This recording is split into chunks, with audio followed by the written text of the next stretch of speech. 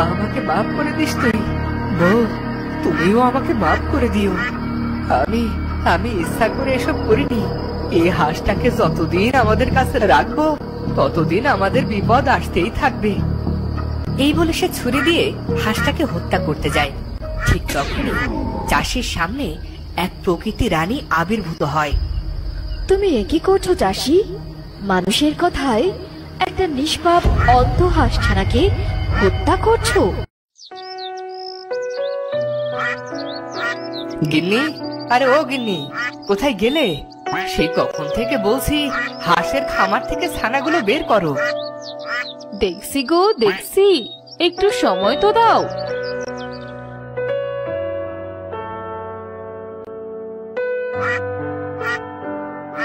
আরে বাহ, ছানাগুলো দেখতে তো ভারী সুন্দর হয়েছে।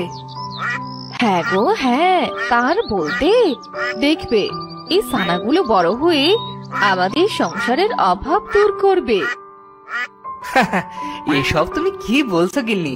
হাঁসের ছানাগুলো বড় হলে আমাদের কি করে অভাব দূর করবে? ওসব বুঝবে না, তোমার তো আর বয়স কম হলো না। এখন যাও তো, নদী থেকে মাছ ধরে আনো। এভাবে তো আর আমাদের সংসার চলবে না। যাবো তো গিন্নি, যাবো। বলে কি, আগে একটু দেখো না তোমার কতগুলো হাঁসের ছানা বের হলো। এই কথা শুনে চাষির বউ এক এক করে হাঁসের ছানাগুলো গুনতে লাগলো। এবার মোট ৫টি হাঁসের ছানা হয়েছে, কিন্তু এদের মধ্যে একটা হাঁসের ছানা চোখ অন্ধ ছিল। এই অন্ধ হাঁসের ছানাটি ছিল সবচেয়ে ছোট। হায় হায় হায় হায়, গেল রে গেল, আমার বিশাল সর্বনাশ হয়ে গেল। শেষে গেলে একটা অন্ধ হাঁসের ছানা জন্ম নিল। হায় হায় হায় হায়। কি বলছো গিন্নি?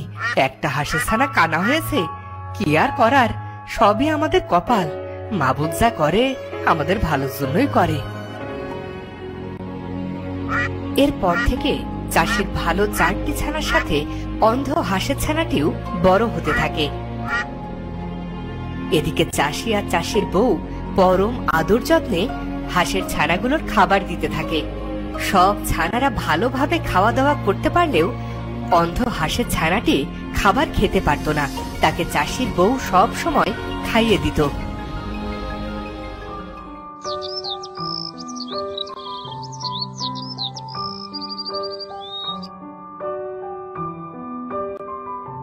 গিন্নি, আরে ও গিন্নি, কোথায় তুমি? হাঁস ছানাগুলো যে না খেয়ে আছে। তুমি ওদের খাবার খেতে দাও, আমি এসে অন্ধ হাঁসের ছানাটাকে খাবার খেতে দিচ্ছি। চাষি তখন হাঁস ছানাদের খাবার দিতে থাকে। আর ঠিক তখনই তাদের বাড়ির সামনে দিয়ে একটা লোক যাচ্ছিল। সেই লোকটি অন্ধ ছানাটিকে দেখল। বাকি ছানাগুলো খাবার খেতে পারলেও অন্ধ ছানাটি বারবার পড়ে যাচ্ছিল। এটা দেখে লোকটি বলল, কি গো ভাই, তোমার ছানাটি এমন কেন করছে? আসলে এই ছানাটি অন্ধ, তাই না দেখে খাবার খেতে পারে না। তাহলে অন্ধ ছানাকে বাঁচিয়ে রেখে কি লাভ? শুধুই তো খাবার অপচয় হবে। মেরে ফেলো, মেরে ফেলো। এ কথা বলে লোকটি চলে গেল।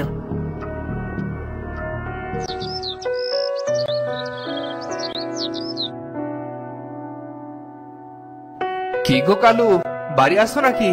কালু চাষি, আরে ও কালু চাষি। না জমিদার মশাই, সে একটু কাজে গেছে। আসুন জমিদার মশাই, বসুন।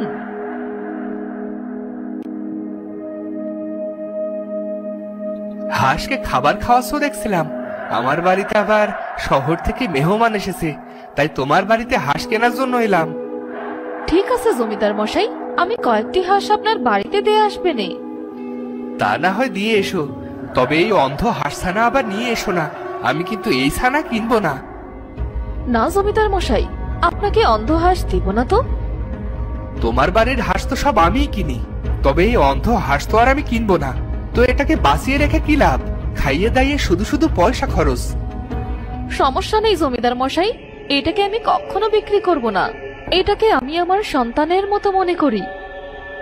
হ্যাঁ হ্যাঁ, তাছাড়া এই হাঁস ছানা নিয়ে আর তো কোনো কাজ দেখতে পাচ্ছি না। কালু চাষির তো আর কোনো সন্তান নেই, এই অন্ধ হাঁস মুরগি ওর সন্তান।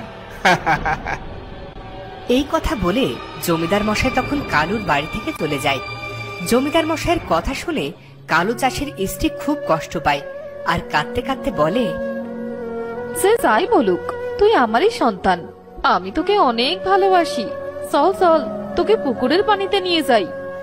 এরপরে চাষির বউ অন্ধ হাঁসের ছানাকে নিয়ে পুকুরের দিকে যেতে থাকে।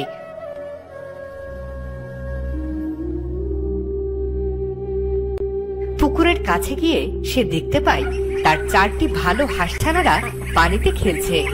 তখন চাষির বউ অন্ধ হাঁসের ছানাটিকেও তাদের পাশে ছেড়ে দেয় আর বসে বসে কাঁদতে কাঁদতে বলে,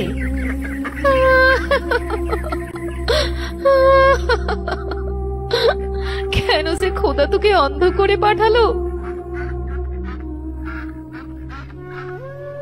কি গো গিন্নি, হঠাৎ কি হলো তোমার? এই পুকুর পাড়ে বসে কান্না করছো কেন? এরপর চাষিকে তার বউ সব কথা খুলে বলল। সব শুনে চাষি বলল, লোকে কি বলে তাতে আমাদের কান না দেওয়াই ভালো। এরা যখন যেটাকে ভালো মনে করবে তখন সেটাকে ভালো বলবে, আবার একটু পর সেটাকেই খারাপ বলতে দ্বিধা করবে না। তাই এদের কথা শুনে লাভ কি? তুমি ঠিক কথাই বলেছো। চলো ঘরে গিয়ে তোমাকে খাবার দেই।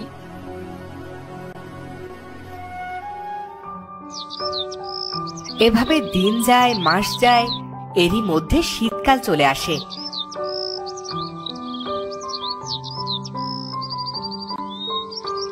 আর শীতে হাঁসের একটা রোগ দেখা দেয়। একদিন সকালে চাষির বউ হাঁসের খোয়ারের সামনে গিয়ে বলে, হায় হায় হায়, গেল রে গেল, আমার বিশাল সর্বনাশ হয়ে গেল। তোমার আবার কি হলো গো? এই সকাল সকাল কি হলো তোমার বলো তো? এত কান্নাকাটি করছো কেন? দেখো দেখো দেখো, আমার সব হাঁসগুলো যে মরে গেল। হায় খোদা, হে কি সর্বনাশ হয়ে গেল।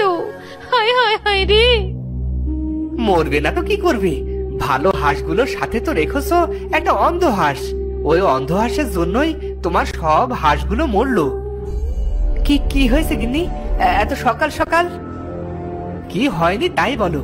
ওই অন্ধ হাঁসের কারণে তোমার সব হাঁসগুলোকে আজ মরতে হলো। প্রতিদিন তো দুধ কলা দিয়ে কালসাপ পুষেছো। যা হবার তা হয়ে গেছে, এতে তো আর আমাদের হাত নেই। সময় থাকতে ওকে এখনই বাড়ি থেকে বিদায় করো, নয়তো ওর রোগ থেকে আমাদের হাঁসগুলো মরবে। তখন কিন্তু আমি জমিদারের কাছে নালিশ করে ক্ষতিপূরণ চাইবো। এসব বলে প্রতিবেশী চলে যায়। তখন কোনো উপায় না দেখে চাষিটা অন্ধ হাঁসকে মেরে ফেলার সিদ্ধান্ত নেয়। গিন্নি তো কখনোই অন্ধ হাঁসটাকে মারতে দেবে না। এর একটা ব্যবস্থা আমাকেই করতে হবে।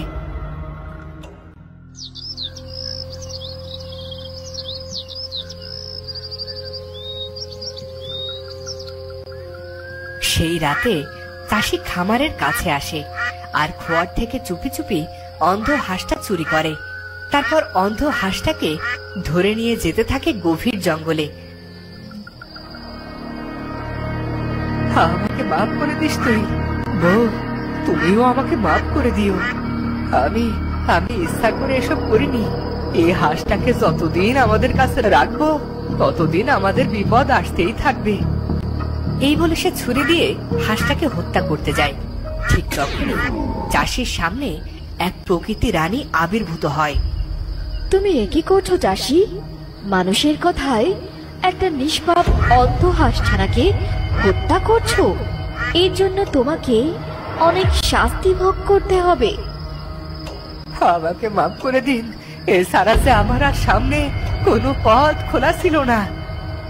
কেন চাষি, কেন? তুমি মানুষের কথায় এই অন্ধ হাঁসটাকে মারতে চাইছিলে? যে মানুষ তোমায় ভালোই প্রশংসা আর খারাপের বেলায় ঘৃণা করে, তাদের জন্য তুমি অনেক বোকার মতো কাজ করেছো চাষি। আরে তাই তো। আরে আমি মানুষের কথায় বিশ্বাস করেছি। আজ তো অনেক বড় ভুল করতে যাচ্ছিলাম। আমায় ক্ষমা করে দিন। যাক, তুমি তোমার ভুল বুঝতে পেরেছো, আর আমার কাছে ক্ষমা চাইতে হবে না। ক্ষমা তো তোমাকে উপরওয়ালাই করবে। হ্যাঁ হ্যাঁ প্রকৃতি রানী, হ্যাঁ আমি আমার ভুল বুঝতে পেরেছি। এখন বাড়ি ফিরে যাও, দেখবে একদিন এই অন্ধ হাসি তোমার সব দুঃখ ঘুচাবে। প্রকৃতি রানীর কথা শুনে চাষি অন্ধ ছানাকে আর না মেরে ফোয়ারায় নিয়ে আসে। এরপর অনেক দিন কেটে যায়। একদিন চাষির বউ অন্ধ হাঁসকে খাবার খাওয়াতে গিয়ে দেখতে পায় অন্ধ হাঁস ছানাটি একটা ডিম পেড়েছে। হোগো, দেখে যাও, আমাদের হাঁসটা একটা ডিম পেড়েছে।